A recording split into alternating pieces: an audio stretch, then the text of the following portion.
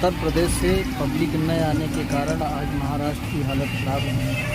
धंधे पानी रोजी रोजगार सबके बंद पड़े हैं।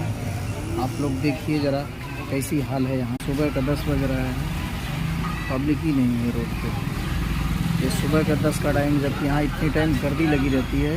और आज का माहौल ऐसा है कि इक्का दुक्का पब्लिक निकल रही है। देखिए ये भाई साहब आ रहे हैं टीवी के लिए। आज यहाँ का माहौल ख़राब ऐसा है। ये दुकान है हमारी, देखिए शॉप है। इस शॉप पे कोई ग्राहक नहीं है, ऐसी पोजीशन चल रही है। शॉप पूरा खाली खाली भरा है। क्या किया जाए, पोजीशन बहुत बेकार है। बहुत महामारी चल रही है। हमारा इंस्टाग्राम चैनल है किरण मौर्य 15।